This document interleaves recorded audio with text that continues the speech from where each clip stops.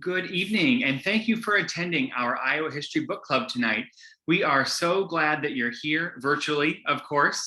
My name is Andrew Klumpp, and I am the editor of the Annals of Iowa here at the State Historical Society of Iowa. Every quarter, the State Historical Society hosts a book club during which we hear from authors and historians and discuss all periods and areas of Iowa history. You can learn more about this series and all of our programs on our website at iowaculture.gov. Please remember to sign up for each book club meeting that you'd like to attend. And we're so glad you're here, and we hope you'll enjoy tonight and join us again in the future.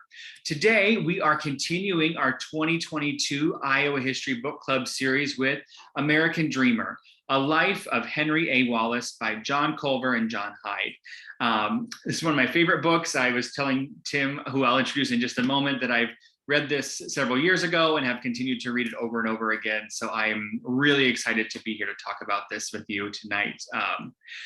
Just a few housekeeping points before I introduce our speaker and we get started with the night. One, closed captioning is available, so you can activate that through the action bar at the bottom of the screen. Feel free to do that.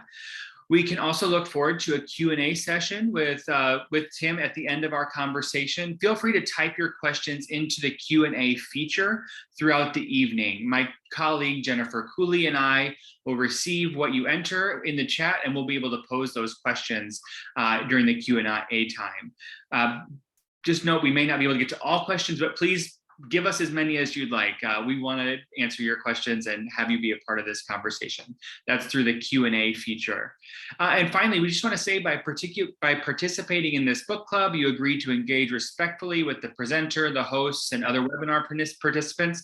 That includes through the chat. Any type of harassing or disruptive behavior is prohibited, including anything abusive or derogatory, threats, intimidation, that kind of thing. We reserve the right to delete those comments if we need to, or remove folks. So just let's keep this fun and lively together, and that includes the chat. Now, I'm just so pleased to introduce our guest tonight, my friend, Dr. Timothy Walch. Timothy Walch is the Director Emeritus of the Herbert Hoover Presidential Library, which is in West Branch, Iowa. He's a member of the Iowa Historical Records Advisory Board and a volunteer at the Iowa City branch of the State Historical Society of Iowa. He is the author or editor of 24 books and hundreds of articles, essays, and reviews on a wide variety of topics, including one that was in Annals of Iowa issue, just last year, I guess. It's been a little longer ago than I thought, but where he talked about Iowa's political history. He is a frequent and enthusiastic contributor to our work here at the State Historical Society, and specifically, I get to work with him often with the Annals, and I'm so grateful for all the support he gives, not just tonight, but throughout the year. So there's so much I could share about his career and his work, but we're here to discuss a book tonight. So without further ado, I just want to welcome you, welcome my friend Tim. We're so glad you're here tonight. Thanks, Andrew. This is great to be with you to talk about an extraordinary Iowan. Yes, I know. He really is extraordinary. I find him fascinating, the way that he jumped out into the world and the way that we talk about him today. And that he has so many layers to that kind of how much he's contributed to life. And we're so blessed to have this particular book. And in some ways, I guess I'd like to start by talking about the book itself. Yeah. And I do hope people, even if they're just interested in the life of Henry Wallace and haven't yet read it, even though it was published, I think, in 2000 or 1999, it's a little bit older. It has held up really well. And anyone who reads the book, and they might say, oh, this is a book by a former US senator and a journalist. But these two men really devoted themselves to this extraordinary life of Henry Wallace, really committing themselves to producing a book. This was after, of course, Culver was out of office. He was a private citizen, and producing a good one-volume biography of a man who really made a difference in American agriculture and American political history. So that, if you're really looking for one volume on Wallace to read, even though this one is now 20 years old, you won't go wrong by picking this up. It's a handsome book with a picture of Wallace done by Grant Wood on the cover. If you haven't seen it, really, it's a great addition to a library. It's well written, well researched, and that's coming from the director of the Hoover Library. We'll get to the relationship between Herbert Hoover and the Wallace family later. But it's a reflection of good, solid history, and we can all celebrate that.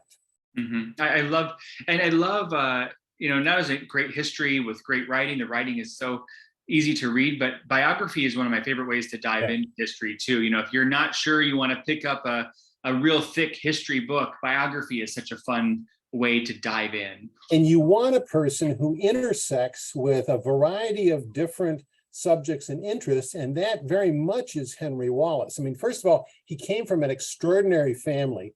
I mean, Culver has compared the Wallace family to the Adamses, to John and John Quincy Adams and Charles Francis Adams. Well, there are three Henry Wallaces, of course. Uncle Henry, who was the founder of Wallace's Farmer, which is still published, I believe, to the present day.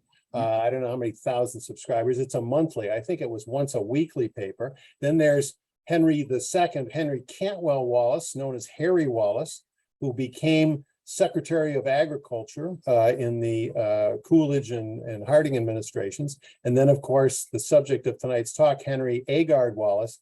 As they said, his grandfather said, this Henry is the smartest Wallace in over 200 years. And so what an extraordinary trio, both in terms of their intellectual ability, their passion for agriculture, their ability to use the printed word, which was the social media of its time, to spread ideas about agriculture, and then to have a grandson like Henry Agard, who was so interested and so curious about how he could make a product better, how he could mix science and agriculture, and even as a teenager was taking on agronomists of his time and proving them wrong by using genetic modeling. And of course, what did it lead to? But Pioneer hybrid. We can talk about that as we go on. So you've got an individual in an extraordinary family intersecting with agriculture in the golden age of the development of corn. Corn is king, and then going on and becoming such a central part of the New Deal. What a life in an extraordinary time. Yeah, I find that kind of what you're talking about, this idea, like there's so many ways into his life, right? Yeah. And there's so many, I grew up in Northwest Iowa. My family knows of the Wallaces through agriculture, right? They're not as big into politics, but they talk about, Pioneer, that kind of thing, right? So there's different people who are engaging with his life in different ways. And it's fascinating. You mentioned the Wallace, the kind of dynasty. And I wanted to think about, thinking about that, like, that he really is not breaking the mold in his family, even as much as he was extraordinary, right? If I became Secretary of Agriculture, people would be like, wow, look at that Klumpp kid who became Secretary of Agriculture. But he's like, well, my dad did it first, Well, not only, what's interesting too about now, Uncle Henry, the founder of the Wallace's Farmer, was never offered the opportunity to be Secretary of Agriculture. But Henry Cantwell Wallace, and I'm not sure, it's in the book, I'm not sure how many people have talked about this, but he was offered by William McKinley the opportunity of becoming Secretary of Agriculture, turned it down and recommended Tama Jim Wilson, a name that some of our listeners will know, of course, from Tama County. There were two Jim Wilsons in Iowa politics, so Jefferson Jim and Tama Jim. Tama Jim Wilson, even to this day, is the longest serving Secretary of Agriculture, maybe the longest serving cabinet member in U.S. political history. He served as Secretary of Agriculture from 1893, I think it was, to 1913. And, just an incredible length of time. That could have been Henry C. Wallace. Mm-hmm. And then, of course, Harding came back to them, offered it a second time. So, and then Henry A. serves for 8 years. Iowa and Iowans have dominated the Department of Agriculture, because if you add in Tom Vilsack's 12 years and so forth, we've had just an incredible length of years where an Iowan has been at the helm of the Department of Agriculture. Mm-hmm. That's one of those things I wish someone would study someday. If there's anybody out there looking for a research project that I'll be enthusiastic about, I'd love to think about that kind of influence of Iowa at the helm of the Department of Agriculture, because you mentioned it wasn't just the Wallaces, but we've had people and not just and Edmund Meredith too, the founder of Better Homes and Gardens magazine, a Democrat like Vilsack, was relatively short, but he was Woodrow Wilson's last Secretary of Agriculture. So it's not just Republicans. Mm-hmm. Well, so we're thinking about, or we've kind of talked a little bit about the politics. We're kind of thinking about that. I wonder, this is something I think about is, Iowa's political history really well. You've thought about Wallace's life. You've thought about other big figures' lives. But for Wallace, what do you think were some of the most significant influences that shaped his larger worldview? We talked about his family. Were there other things that you read in this book, or things that you would know from your own work? Well, one of the interesting things, something we share, and that's, of course, a firm belief in the value of religious influences that we see in a person's life. And of course, Uncle Henry really was very much a sort of an evangelical Presbyterian, if you can have such an animal, and used his contribution to Wallace's Farmer, Uncle Henry's Sabbath lessons. He wrote them for weeks and weeks. Every week there would be a Sabbath lesson, because he saw good hard work, American values commingled, of course, with religious values. And Henry C. and Henry A. were both very religious, and Henry A. Wallace remained very interested in spirituality. After Uncle Henry died, I think about 1916 or so, and after his father dies, more specifically, Henry A. kind of gives up religion per se, but does not lose any of the values that had come to him through his grandfather and father. Good hard work, honesty, compassion for others. And he interwove those personal values. And then belief in spirituality kind of got him into trouble at one point in his life, because he would dabble in Eastern religions and mysticism and spirituality. He was just a curious man who always took everything at face value, never kind of agreed without having done his own investigative work. And so in that sense, found new ways to help others without feeling he had to sort of cave into conventional wisdom. So Wallace came to both agriculture and politics with a fresh view always to look at things. And he was determined and ambitious. He didn't always bring everyone along. He was not what you might call charismatic in the conventional sense of the term. But when people came to know him, whether it was at the Department of Agriculture or working at Wallace's Farmer, they became devoted to him, and they would refer to him as the SEC, S-E-C, the secretary or whatever. He was just one of those people who made the people around them smarter. And so in that sense, he changed the course of whatever organization or whatever activity he was involved in. He changed the course of that just by kind of sheer will and determination and hard work.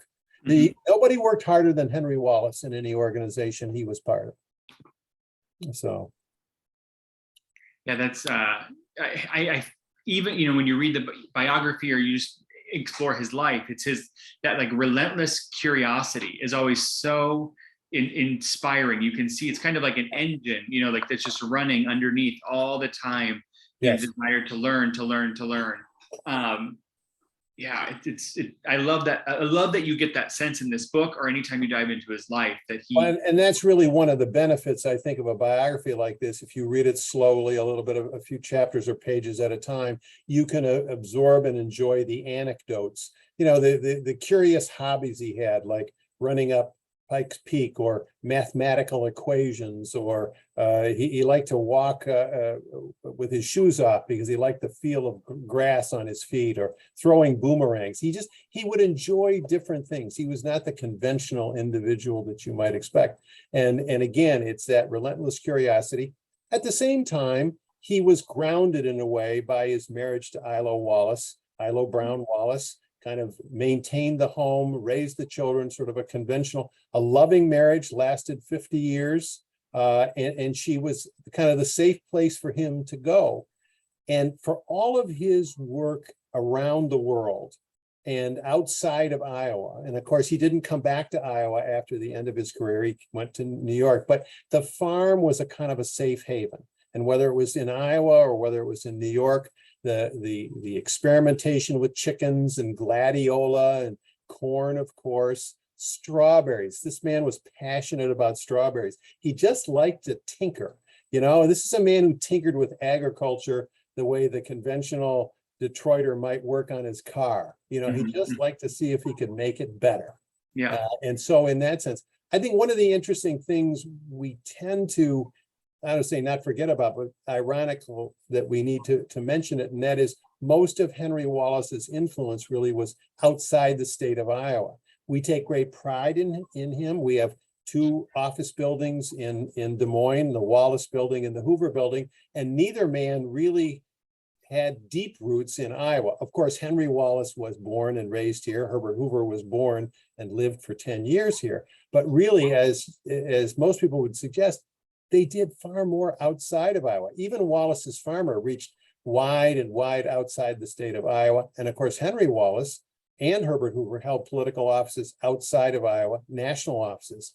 But think of the influence that Henry Wallace had on the state of Iowa, if only through New Deal programs, programs like the Soil Conservation Service or the Agricultural Adjustment Act or the Rural Electrification Administration and school lunch programs and so many things through New Deal programs that helped Iowans and other farmers as well. Yeah, I think that's one of the things that's fascinating about Wallace to me too, is that he's this really prominent politician from Iowa who did not participate in Iowa politics. Right. And unlike Hoover, who was here when he was young, he lived much, the beginning of his adult life here and then went on. And you kind of already answered that. But are there other things, any legacies in maybe Iowa politics themselves or just in Iowa elsewhere, that you can think of that? Well, it's ironic that these two men who we hold up as sort of the paragon of the right and the paragon of the left are two men who do share some things in common in the fact that they were not charismatic. And they were not really political. They both embraced public service and a commitment to do good. One skewed to the right, the other skewed to the left. And so in that sense, they were two poles, but they were not the political individuals that we might associate with what normally goes on when you talk about state politics or even representational politics in Washington, D.C. So they just didn't have that style. In some ways, we look at those two men and we say, this is the model of the type of person we want in terms of values and commitment and accomplishment.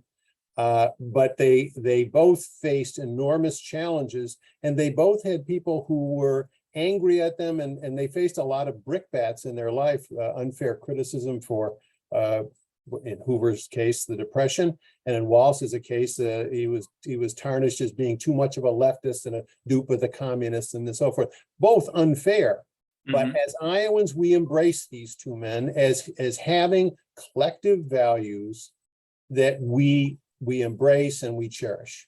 And so it's very appropriate that our two office buildings in Des Moines have the names of these two men on. Do you think, are there things that maybe today, with the lens of the political lens we have today, right, divides the parties or ideologies in certain ways? But were there ways that, like you look at Hoover and Wallace, for all their differences, where you'd say like, oh, well, they were both maybe progressive in certain ways or conservative in certain ways, that, one was a Democrat, one was a Republican, one was considered to be on the right, one was considered to be on the left, but those were 1930s and 40s categories that maybe were organized differently. I wonder. Well, yeah, in many ways, there was points of friction between the two men going back even to the early 20s. And of course, Henry C. Wallace and Herbert Hoover were both, in the Harding and Coolidge administration, and they butted heads. Hoover as Secretary of Commerce, Henry C. Wallace as Secretary of Agriculture. And Henry A. Wallace always blamed Herbert Hoover for the death of his, or contributing to the death of his father. He didn't say Wallace killed him or anything like that, but added to his stress, which led to his diminished health. And of course, Henry C. Wallace dies in 1924. Henry A. Wallace never got over that. And so the two men obviously parted ways as early as 1928, but certainly in 1932. What's also interesting to remember about Henry A. Wallace, and whether it was his commitment, he started life, and for most of his life, up until say 1936, was a registered Republican. He didn't change his registration until after 1936. So for the first 4 years of the agricultural policies of the New Deal were being run by a registered Republican. That's Henry Wallace. So he and Hoover were both Republicans. They shared those values, as they both interpreted and reflected on the New Deal and on Franklin Roosevelt. They parted ways. Wallace embraced the New Deal. He saw the equitable treatment of the average American and the value that government could do in changing lives. Hoover saw FDR as a kind of an opponent, maybe even an enemy. And so Wallace and Hoover parted ways.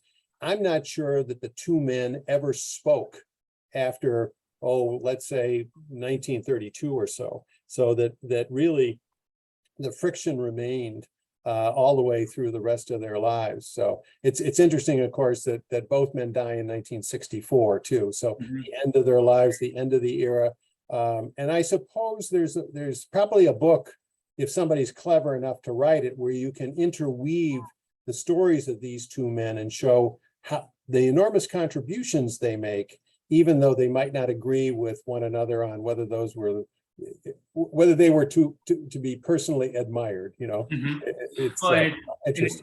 And it's interesting to think about Hoover's own humanitarian work, and that like, so even if he didn't embrace the New Deal's approach to to equitable treatment of people, it wasn't that he was against certain sorts of humanitarian efforts. Well, and I know Ambassador Ken Quinn, who of course would tout both Herbert Hoover and Henry Wallace as being enormous humanitarians in saving lives worldwide. Wallace also through the Green Revolution.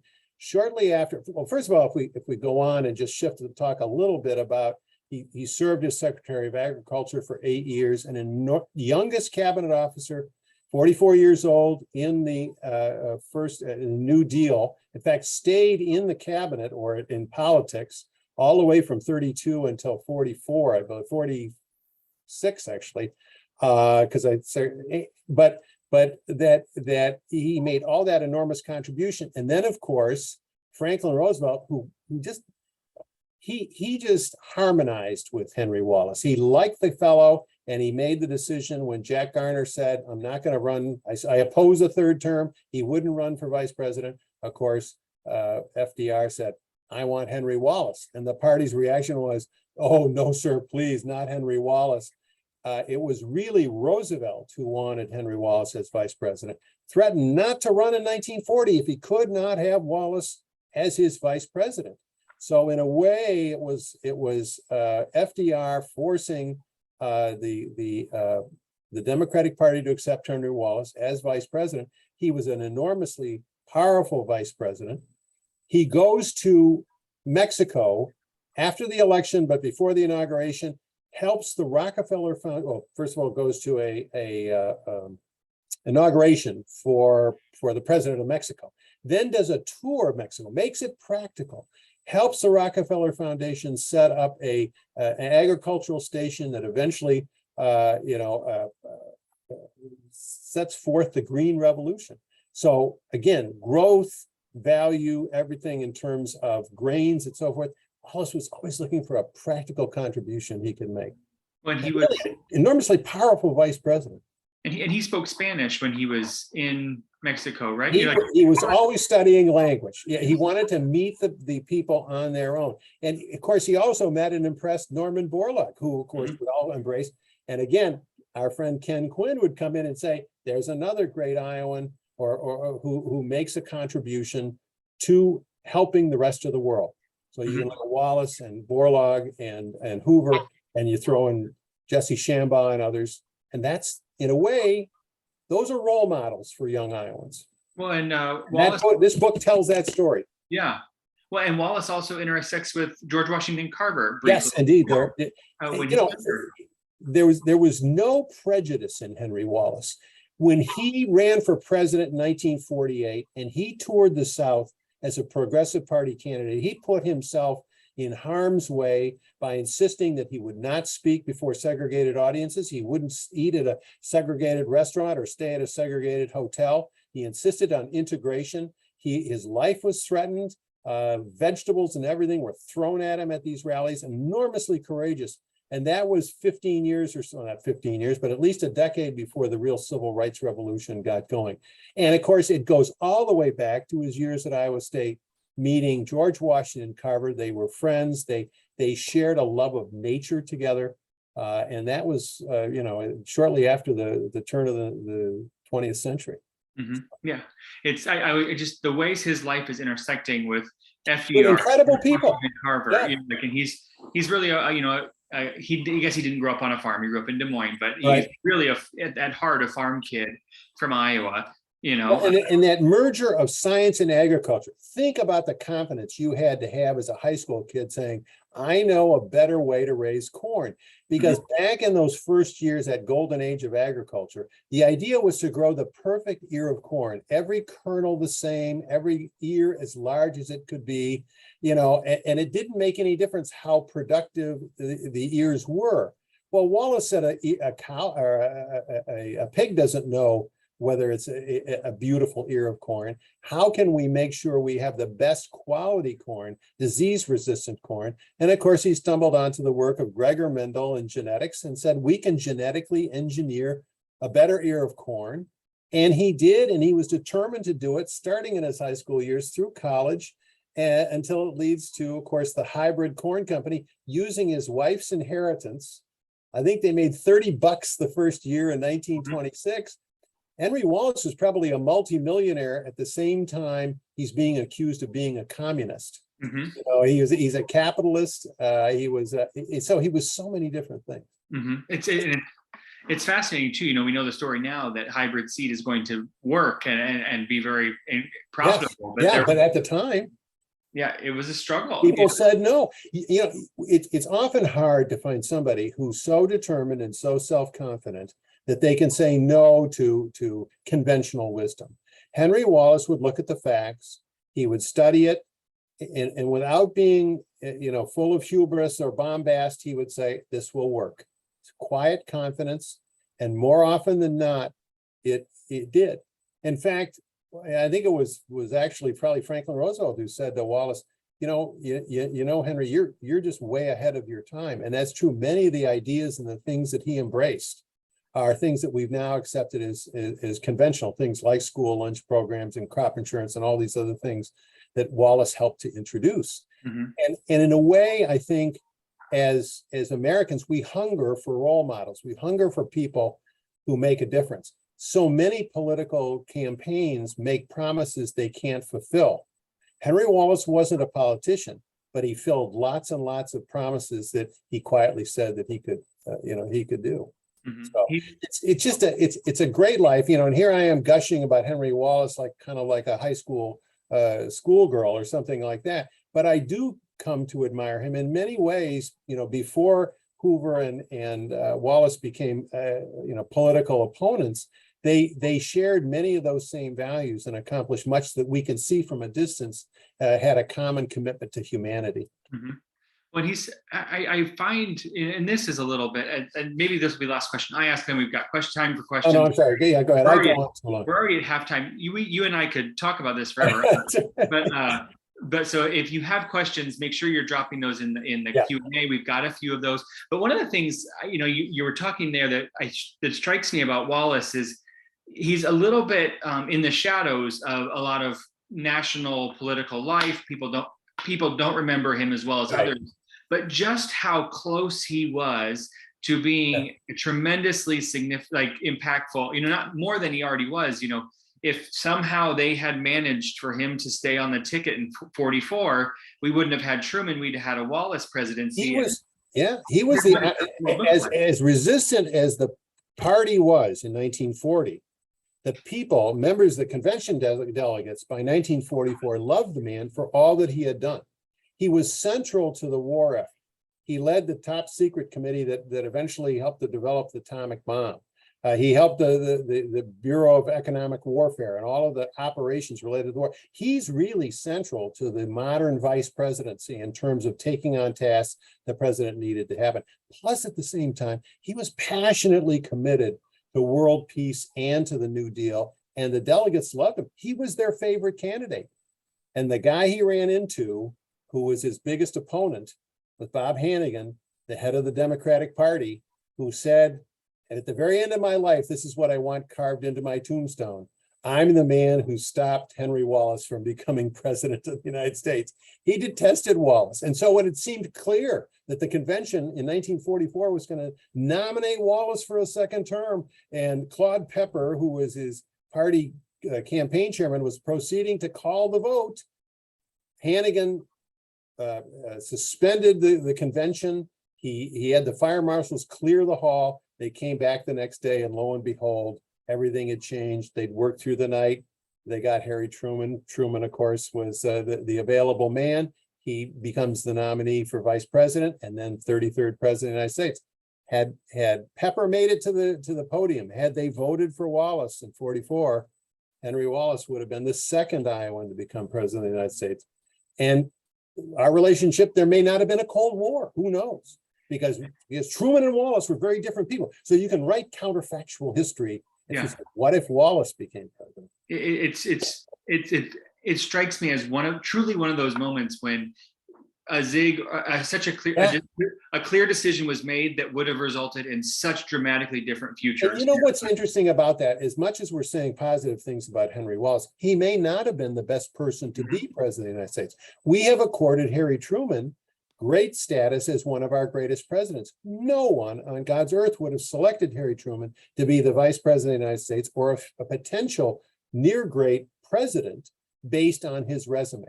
So we don't always know who makes the best president. I mean, frankly, Henry Wallace did not want to be vice president of the United States. Even in 1940, he would be happy to have stayed as Secretary of Agriculture. But Roosevelt loved him. He saw that Wallace could do more. And so he pushed Wallace into that position in 1940. The rest of the party eventually said no and threw him out. And of course, in his capacity as vice president, he did rub many other members of the cabinet raw, particularly Cordell Hull and Jesse Jones. And it was those fights that eventually pushed him out of the cabinet. So it's, nobody's perfect. And Henry Wallace, if he got determined that he was right, by God, he was going to fight you, tooth and nail. Yeah, interesting. It's so fascinating. And this is a great segue. There's a great question that just came in that asked if Wallace had been FDR's, this is a question from Barbara, if Wallace had been FDR's vice president in his fourth term, what do you think he could have accomplished? Or what would his priorities have been as president if we know about his life? Right. What do you think he would have tried to do? And I would suggest, certainly the chapters in this book do a great job of talking about probably the least known part of Wallace's life, which was the campaign in 1948, where Henry Wallace, of course, becomes an independent candidate for president on the Progressive Party ticket. And it was what he referred to as Gideon's Army. And a lot of the liberal democratic political impulse that we see in the 50s and 60s. So if you take the ideas that were shared at the convention in 48 and then carried on by Adlai Stevenson in 52 and 56 and so forth, and then really developed as part of the New Frontier and the Great Society under Lyndon Johnson. That's the type of program that Henry Wallace would have embraced much earlier, I think. That's not to denigrate Harry Truman. Truman did a lot that had a democratic impulse to it, and it was supportive of equity and racial justice and so forth. But Wallace would have done it, I think, would have championed it more quickly. He would have pushed harder. The question is, would he have had the congressional support to do it? Because it seemed time and again, Henry Wallace was way out ahead of the conventional views of the Democratic Party. And you can't be farther ahead than the people right behind you. FDR had an intuitive sense of how far he could pull the country with the types of programs that he was proposing. Wallace would come in with a good idea and he would race with it. He was way too far out ahead, but he didn't want to be a politician. He didn't study politics. He studied great ideas. And if he saw a great idea, he would embrace it. He would champion it, raise the banner high and go forward. Gideon's Army is what he called his political movement in 1948. Sound the trumpet. Well, and it is interesting to think that he worked so closely with someone as shrewd as FDR, who, Yeah. I just read Eric Larson's book on the Blitz which is a totally different topic, not Iowa at all, but you see how FDR is trying to pull the US towards supporting the UK. Yeah. But not getting too far ahead of public opinion. And Wallace would have been terrible at that. Oh, yeah. But he's right next to this figure who was a master. Well, and that's it, that ability. And you're absolutely right in looking at FDR. We all know that Ken Burns' series on US and the Holocaust has been on this week. And the challenge of breaking America and American public opinion out of its isolationist views and the pervasive racism that existed in the country. FDR knew how to kind of pull people along and nudge them into eventually ending the Neutrality Act and Lend-Lease and sort of moving toward war. Wallace might well have drawn a line in the sand and not gotten very far, because if you're not politically intuitive, you might say, by God, I was right, but right isn't getting you where you want to be. And that's the real question. I don't know that Wallace had those political instincts. I'm not sure he would have wanted it any other way. And that's why I think he liked nature and agronomy so much, is that there were no, kind of intuitive rules. So. There's kind of a follow-up question along this line that we've been talking about, which is about the bomb, of course, which always comes, often. Like from reading the book, from what I've never found a definitive answer, but Alan asks if you think Wallace would have approved the dropping of the bomb or not. Do we have any clues? No, I mean, in some ways, part of the problem, of course, is it was kept so secret that I think it was literally after he had been sworn in as president of the United States that Harry Truman found out from Henry Stimson, I think later in that very same day, about this Manhattan Project and this bomb that might well be available.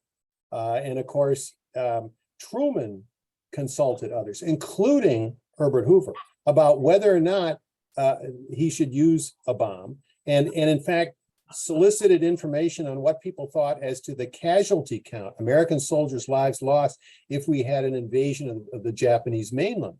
And so I think that we've been somewhat unfair to Harry Truman in that he sort of glibly made the decision to use the bomb.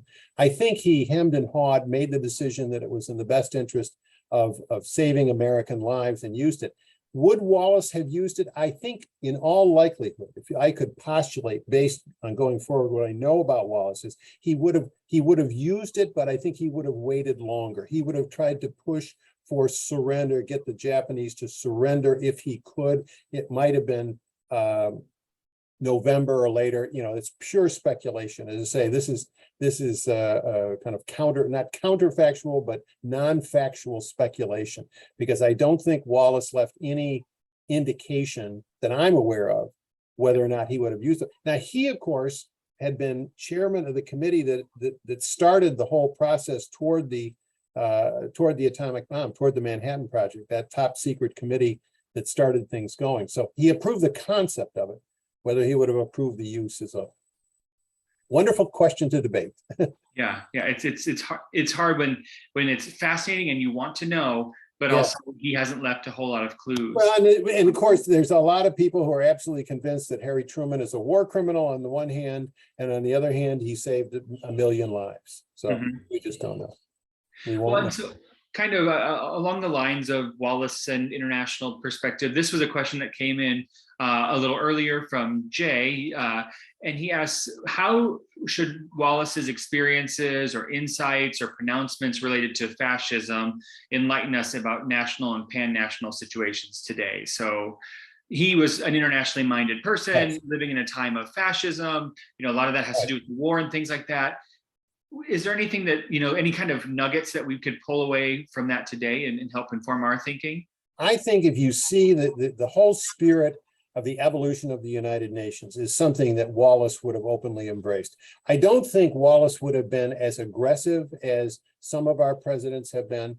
I think that the desire to rush in and send troops in, for example, I don't think Henry Wallace, had he lived to see this, would have been a supporter of our incursion in Vietnam, or necessarily, if you could even carry it even farther forward, perhaps in Iraq and Afghanistan. So international intervention was not his view. I think he felt that people, he always, in fact, he was might even be considered naive, because I think even in the late 1940s, in the era after the end of the war, where we really came to distrust the Soviet Union and feared that they were going to ultimately attack us, Wallace was always prepared to talk. He saw the possibility of peace as something worth enormous amounts of patience. So I think, how far would he have pushed against fascism?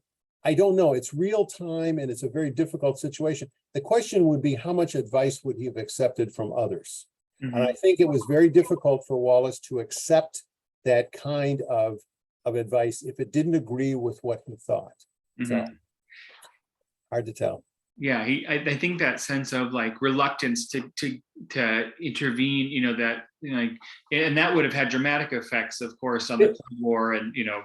And he would have spoke out. He was very much in tune with Eleanor Roosevelt, in many ways more so than he was even with Franklin Roosevelt. That optimism and liberalism and dialogue. This was what Henry Wallace was.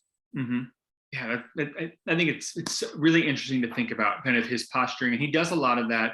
You know, even that's what gets him in trouble. You know, as some of his, when he's moved out of Truman's cabinet. You know, of course, is his international. The idea was that he wasn't a man of the right. He wasn't a man of the left. He was, you know, he believed in this was the century of the common man. We need to lift up all peoples. So this idea of helping others was fundamental to his values and his views. The idea that he would have found himself being forced into a war or to use military weapons would have been just anathema. I cannot imagine that Henry Wallace, but that having been said, there was such Cold War hysteria in the 50s, by saying those things, made him the target of all kinds of criticism and hostility. I can't imagine how big his FBI file is, but under J. Edgar Hoover, they continued to maintain a hefty Henry Wallace file all the way through the end of his life, because they thought of him as a sort of a, you know, kind of a fellow traveler, not necessarily a communist, but a dupe of the communists, you know. So you've led us wonderfully to another great question, which is this says, hello, my name is Anik Ibsen, and is a sculptor. Was fortunate to be commissioned for Wallace busts. One is at the Hotel Greenfield, and one is at the World Food Prize. Right. Said he found the biography has made him even more in awe of Wallace's accomplishments and personality, but was surprised by how some people are so negative and think Wallace was a communist. So the question was, has there ever been any evidence to this, or is there any dirty politics, or why is this still a move that people are still so vehemently kind of attached to? Well, I think, first of all, of course, I think what happens is that the people are quick to rush and make an assessment without ample or even any evidence whatsoever. I think that people who knew him or knew of him would know that although, yes, he was liberal, and yes, he was sympathetic to the suffering that was going on in the Soviet Union and Eastern Europe, he was not a communist. He was very much a capitalist, and there is nothing that would indicate that he showed any interest at all in you know, even wanting to share the bomb or any of that you know, sort of cooperation. So it was an era of Joe McCarthy where everybody was finger pointing, and if you weren't a rock-ribbed anti-communist, then you were part of the problem. And Wallace would stand up and speak his mind and speak what he believed in. He would not cave, and it made him the target. And it continues to the present day. We tend, unfortunately, as time goes on and we know less and less about the individual, and no one is alive who remembers them, we create a caricature of that individual. And for Henry Wallace, the last 20 years of his life, they turn him into a communist dupe. Completely unfair.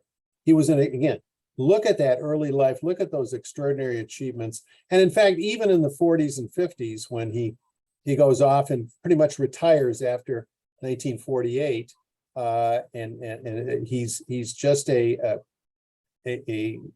speaker and a supporter of the values of the United Nations and global humanitarianism. Yeah. Well, and so there's a couple questions or comments that have come in. I'm just going to, I'll read them, and then if you want to respond, you can. But some of them are also thinking about broader things. So I'm just, but they're all kind of on these ideas of Wallace and politics. And then we have some more kind of about his life. And so we'll move on to those too. I don't want to neglect life and family, but, and this one comes from Jim, who says, some historians claim that the Cold War was the result of Truman's aggressive posture towards the Soviet Union. If Wallace had been president, he might not have contested the aggression in Korea or elsewhere. And that might have led to either communist overextension or encirclement of the West. So kind of exploring that. Alan also offers, or the question maybe to comment on or think through, which is, aren't we better off with a pragmatist as president rather than an idealist, which kind of goes there. And then along this line of the kind of person who's president, Barbara also made the observation that you could maybe compare Wallace to a modern day Bernie Sanders or Elizabeth Warren. And like something who is defined by kind of a rigid ideological perspective. So those all kind of worked together along those themes. Sure. You have thoughts on those? It always struck me how interesting it is, because when you ask what types of qualities you would want in a political leader, we often say exactly the types of values we see in the life of Henry Wallace. But in fact, when we look at the most successful political figures, they tend to be people who don't have those values. So in a way, the conservatism of and the somewhat aggressive posture of Harry Truman during a time of tension between this country and Russia, and particularly between this time of the world and, say, Joseph Stalin, made Truman most likely, in retrospect, as historians, the better choice than Henry Wallace for our president. So by sheer chance, we ended up with somebody as our president who, under other circumstances, didn't seem to have the values, because he was a machine politician, but didn't necessarily have the values we wanted, and yet he became a great president. So we were fortunate to have a president like Harry Truman. Could or would Henry Wallace have been a successful president? He might well have been a successful president in a different era. So it's very hard to say, putting him in 1945 as president of the United States, what would have happened. The caller is absolutely right. We might not have contested the Cold War. Now, the State Department was very aggressive. We remember the whole containment policy that George Kennan developed, this idea of drawing a line across Eastern Europe. Winston Churchill at Fulton, Missouri, saying there's an iron curtain across Eastern Europe. So we said, no, this will not stand. And Truman was willing to push back against Joe Stalin, which kind of leads to the Cold War that we have. I can't tell you that Wallace wouldn't have gone along with that. I think it would have made it a very dark and sad presidency for him if he had to live with that. But it's quite possible that the events of that time would have forced him to take a more aggressive policy. So it's very hard to say that he would not have changed as a result of that. So, but I've always found that the values that we see in Henry Wallace remind me of the values we see in Jimmy Carter. And people admire that the kind of honesty and humility and determination and ambition, but it doesn't always make for a good political leader. And that's the challenge and the irony, I think, of being a Henry Wallace and being so close to the presidency. Mm-hmm. And we say, what would have happened? Well, who knows? Yeah, I think that those are all it makes sense. And to think about, and someone with such strong convictions and ideologies, in a particular time and place that would have made, it's all counterfactual, but it also is what we know of him and know. Yeah. And what's interesting to me is the relationship between FDR and Henry Wallace. They used to ask FDR about his political philosophy, and he would look at them kind of quizzically and he said, well, I'm a Christian and I'm a Democrat. So he was a mile wide and an inch deep. He didn't have a strong political philosophy. He did what worked. He had that ability to sort of intuit what the American people wanted and to offer it in a very compatible way. He was an effective communicator. Wallace had very strong and complex ideas, And he would use the evangelical style of a preacher to try to convince the country to change their views to the way he believed. That's a very different model. And yet at the same time, because FDR was in charge and he was the president, Wallace was Secretary of Agriculture, Wallace would propose ideas, FDR would modify those ideas, and that's where you had that wonderful compatibility between that incredibly productive Secretary of Agriculture and this magnanimous president we know as FDR. And so having the right temperament and having people in the right jobs makes it successful, or can make it, something of an accident or unfortunate. Mm-hmm. Yeah, that's terrific. So we've got a couple other kind of questions on other topics, Sure. And we have about 10 minutes left. So if you have questions or comments, keep putting those in. We'll get to as many as we can. This one comes from Galen, and it says, love the book and have enjoyed the talk about it, and agree that knowing more about Wallace is important to our understanding of American history. The question is, was his interest in spirituality a diversion, or was it really a kind of big or a huge part of his life? How central was it to who he was? He came from deeply religious roots. Uncle Henry wrote his Sabbath lessons so far ahead. I think they were continuing to publish Sabbath lessons in Wallace's Farmer for 20 years after Uncle Henry had died. He was that far ahead of, and so the values that came from organized religion, from the Presbyterian Church, were intertwined with Henry A. Wallace. He gave up conventional Orthodox denominational religion by the time he was a young adult. I don't say that he didn't go to church or he wasn't registered someplace, but he felt more open to explore all types of spiritual ideas. He never felt restricted from these ideas. And so Eastern religions, mysticism, spirituality, he enjoyed discussing these things. It was one of the topics of interest. I wouldn't say it necessarily guided his life. Science and the kind of humanitarian passions were more what guided him along than it was dabbling in spirituality. But he never lost it completely, I would say. I mean, it's one of those many topics he had that he was interested in. Yeah, and there's an Annals article that talks about some of this, and I will grab that and drop that in the chat. It'll also be in our in a follow-up email. So that if you want to know a little more about that, right. we've got a little bit about that. One plug I want to put in, and this is a kind of what you might call a Cliff's Notes version of the book.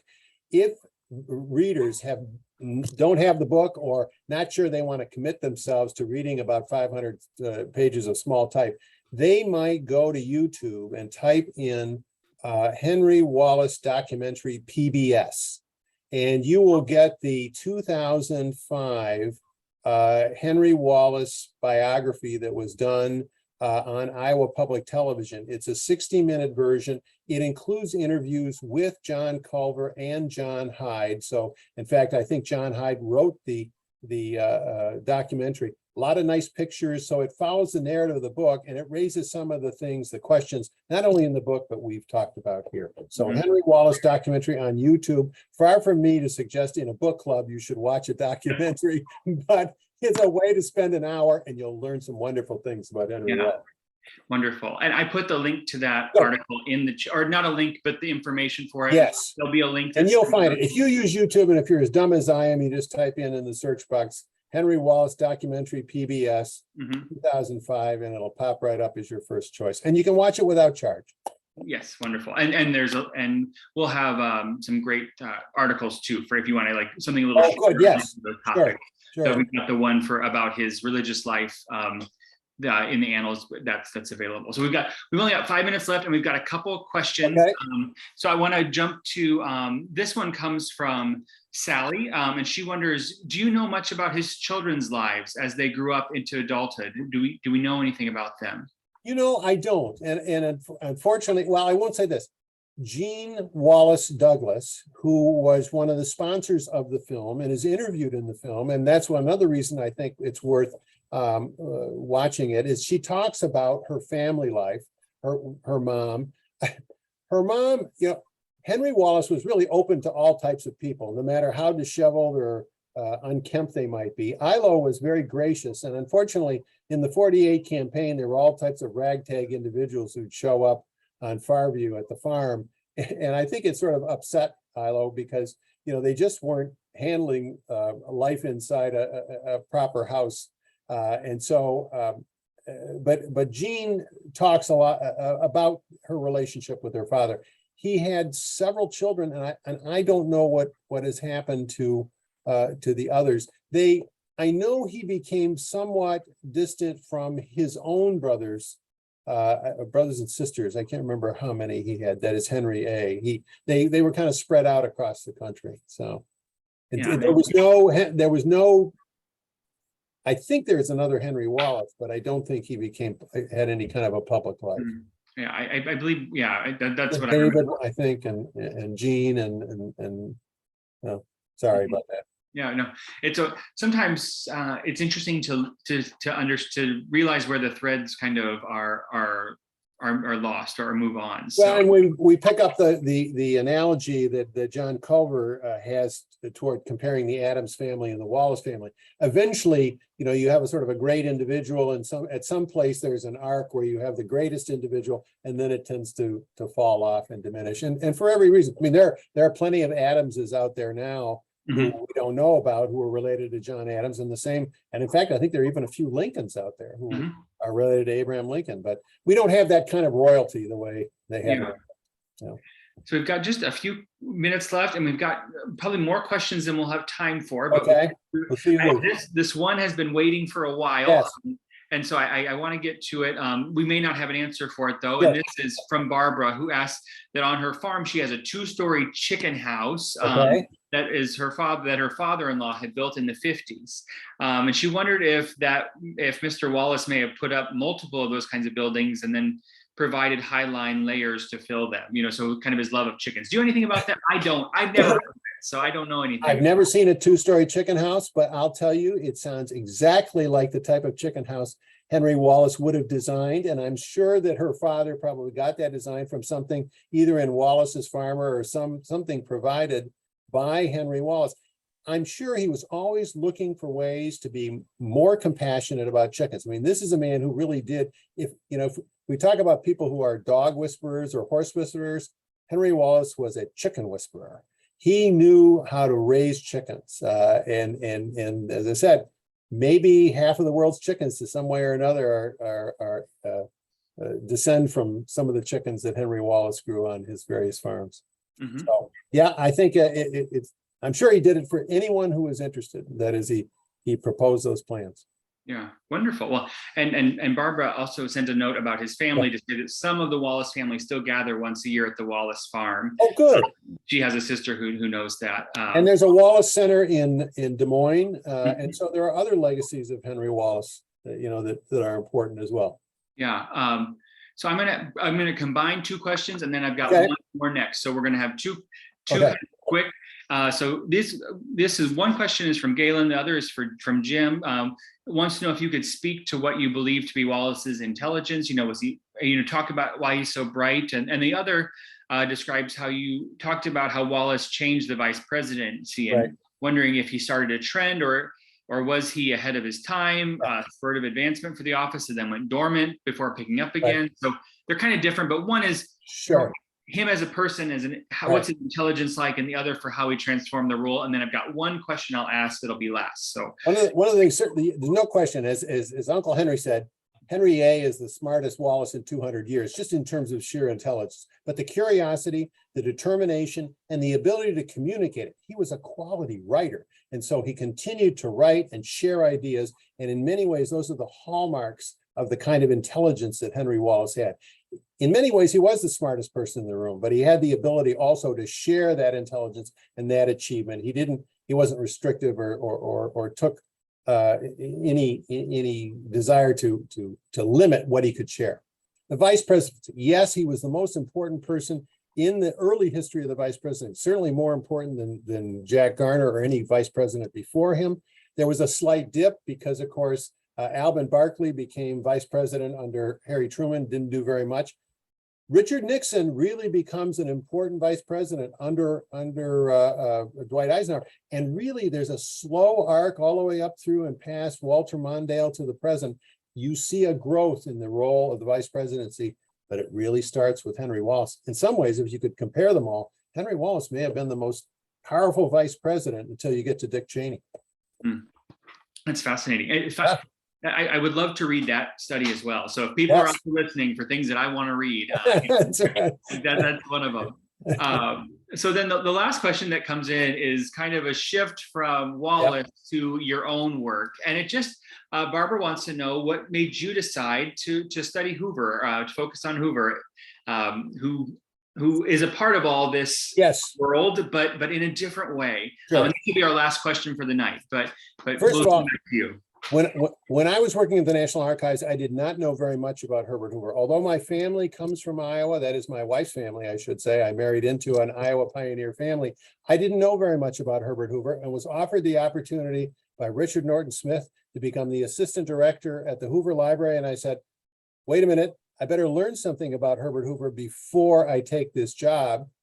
And when I read David Berner's 1-volume biography of Herbert Hoover, which I still recommend. It's not necessarily the best, but it was a very good one back in 1978.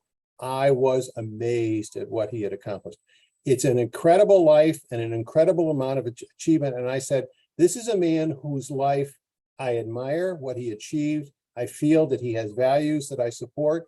Even if his presidency, those 4 years, did not turn out to be the best 4 years, in fact, probably the worst 4 years of his life, I look at his life as an enormous success, and I was proud of every year of the 23 years that I worked at the Hoover Library as assistant director and director. So I'm still trying to champion Herbert Hoover. In fact, the last article I published in the Des Moines Register is, "We need a man like Herbert Hoover again." And that was 2020.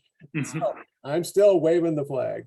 Yeah, well, and it's interesting. So often for us as historians, we kind of come by things based on what we're interested in, but then also by the things that that kind of come to us too.